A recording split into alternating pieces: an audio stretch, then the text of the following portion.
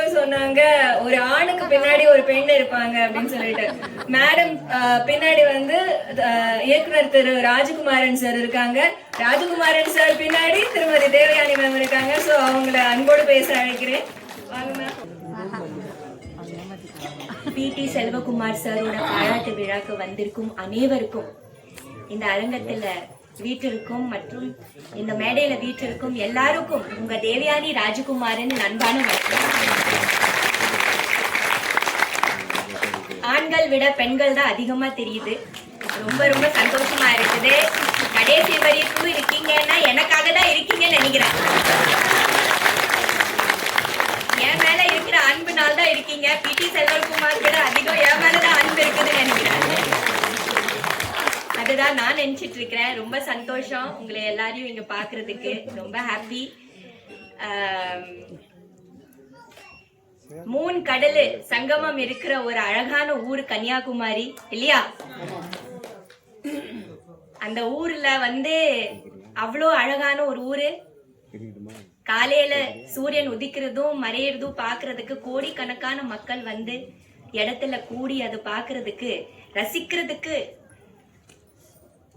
All over the வேர்ல்டில் இருந்து வரக்கூடிய அந்த மாதிரி ஒரு பாயிண்ட் தான் கன்னியாகுமரி. அந்த மாதிரி ஒரு அழகான ஒரு ஊர்ல இருந்து வந்தவர் தான் சார். அவரோட கிராமம் தான் அது. அந்த கிராமத்துக்காக எவ்வளவோ செஞ்சுட்டு இருக்கிறாரு. அது மட்டும் இல்லாமல் அந்த கிராமத்துல அந்த கன்னியாகுமரியில பல படங்கள் பண்ணி பெரிய ஹிட் படங்கள் பண்ணியிருக்கோம். சினிமா இண்டஸ்ட்ரியில வந்து பெரிய வெற்றி படங்கள் அங்க நடந்திருக்குது. என்னோடய நிறைய படங்கள் அங்க நான் ஷூட் பண்ணி பெரிய ஹிட் ஆயிருக்குது. நாகர்கோயில், கன்னியாகுமரி எல்லாத்தையும் மறக்க முடியாத ஒரு சூப்பரான ஒரு ஊர்ல இருந்து வந்தவர் சார். அந்த ஊர்ல வந்து எஜுகேஷனுக்காக, ஸ்கூலுக்காக, படிப்புக்காக எவ்வளவோ செஞ்சிட்டு இருக்கிறாரு. ஸோ பாராட்டு சார் உங்களுக்கு. ரொம்ப சந்தோஷம். இந்த பாராட்டு விழா அவருக்கு மட்டும் இல்லை, இதை விட அதிகமா அவங்க மனைவிக்கு தான் இந்த பாராட்டு விழா நம்ம வைக்கணும். ஏன்னா சினிமால டிராவல் பண்றது எவ்வளவு ஸ்ட்ரெஸ்ஸான ஒரு வாழ்க்கை எல்லாருக்கும் உங்களுக்கு தெரியும். நம்ம எல்லாம் தெரியும் தானே. நம்ம எல்லாம் சினிமால இருந்து வந்தவங்க தான் இங்க இருக்கிறவங்க. சோ ஒரு மனைவி ஸ்ட்ராங்கா இருந்தா மட்டும்தான் இதெல்லாம் சாதிக்க முடியும். ஒரு ஆணுக்கு பின்னாடி கண்டிப்பா ஒரு பெண் இருக்கு, அதுல எந்த மாற்றமும் இல்ல. அந்த பெண்ணுக்கு பின்னாடி ஒரு ஆண் இருக்கணும், அதுலயும் எந்த மாற்றமும் இல்ல.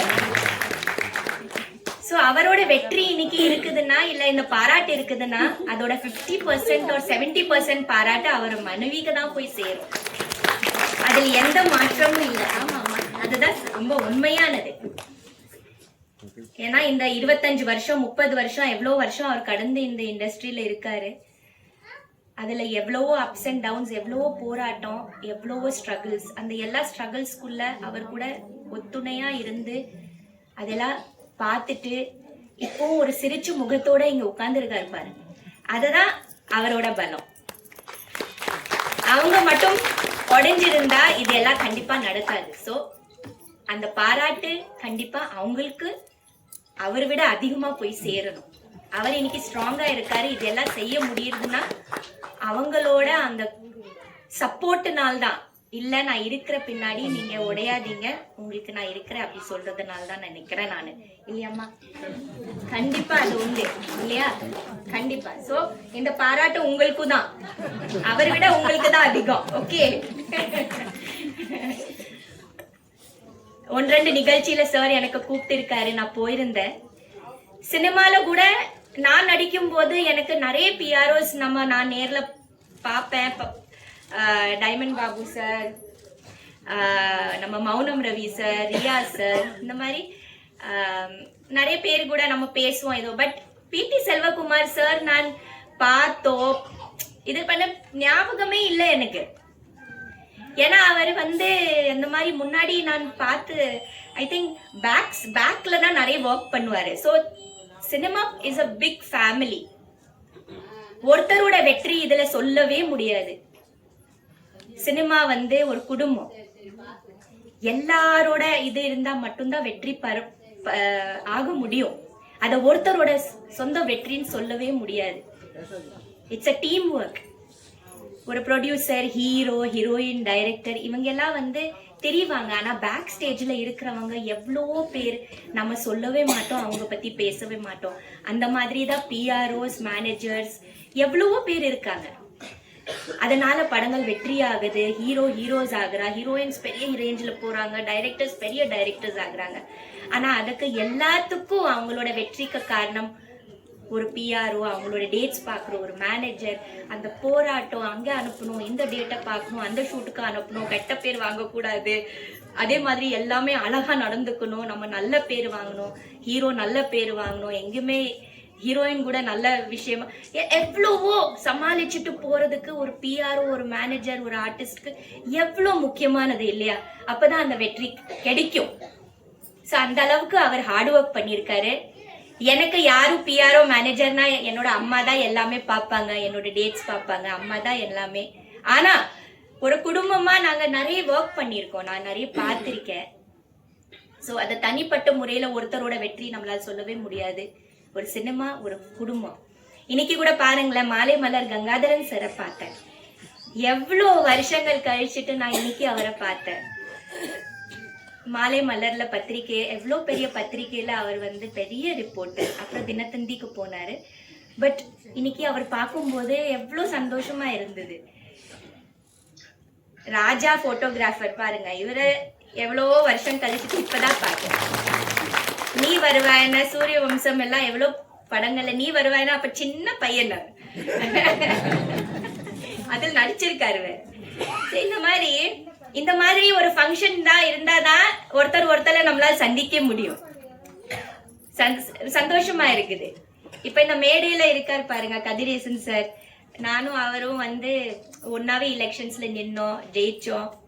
ஸோ அது சார் எவ்வளவோ நல்ல பெரிய பெரிய படங்கள் எடுத்திருக்காரு. இன்னும் வாழ்த்துக்கள் சார், இந்த எலெக்ஷன்ஸ்ல நீங்க மறுபடியும் நீங்க ஜெயிக்கணும். ஸோ ஸோ பிடி செல்வகுமார் சாருக்கு வாழ்த்துக்கள். அவர் பொங்கல் விழாக்கு இப்பதான் சமீபத்துல போனேன். இந்த பக்கம் கடல் போல அவ்வளோ பெண்கள், கண்ணுக்கு தூரத்தை எட்டுற வரைக்கும் பெண்கள் பாக்குறேன். நானும் பார்த்தா 3000க்கு மேல பெண்கள் உட்கார்ந்துட்டு பானையை வச்சுட்டு உட்கார்ந்து இருக்காங்க. அண்ட் இப்படி ஒரு பொங்கல் நான் பார்த்ததே இல்லை. சமத்துவ பொங்கல்னு சொல்லி எனக்கு கூப்பிட்டாங்க. ஸோ அது அன்இமேஜினபிள். எப்படிதான் அவ்வளோ பேரை அங்க, அப்புறம் பீச், எப்படிதான் அவ்வளோ பேர் அங்க கொண்டு வர முடிஞ்சது, ஆர்கனைஸ் பண்ண முடிஞ்சது, எல்லாரையும் சேஃப்லி வீட்டுக்கு அனுப்ப முடிஞ்சது. இது எவ்வளவு பெரிய ஒரு விஷயம் இல்லையா? ஆமா, ஏன்னா கூடுறது okay, but to go safely home it is very important இல்லையா? அண்ட் அன்இமேஜினபிளா இருந்தது. ரொம்ப சந்தோஷம். இன்னும் மேலும் மேலும் நீங்க நிறைய இந்த மாதிரி நல்ல விஷயங்கள் பண்ணுங்க சார். கல்வி கொடுக்கறது பெரிய விஷயம், படிக்க வைக்கிறது. ஒருத்தரை படிச்சாலே ஒரு ஜெனரேஷனே வந்து முன்னேறும். ஒருத்தர் படிக்க விட்டால் அந்த ஜெனரேஷனே நின்று போகுது படிப்பு இல்லைன்னா. ஸோ படிப்புங்கிறது ரொம்ப பெரிய விஷயம். அதை நீங்க கொடுக்குறீங்க, ஸ்கூலை கட்டுறீங்க, கிளாஸ் ரூம்ஸ் கட்டுறீங்க, எவ்வளவோ விஷயங்கள் நல்லது பண்ணுங்க, பண்ணிட்டே இருங்க. நம்ம பண்ண கடவுள் நமக்கு கொடுத்துட்டே இருக்கும் இல்லையா? கரெக்ட் தானே? ஆமா. அப்புறம் பெண்களே, நீங்க இது வரைக்கும் இவ்வளோ அமைதியா பொறுமையா உட்கார்ந்துருக்கீங்க. தேங்க்யூ. ரொம்ப சந்தோஷம்.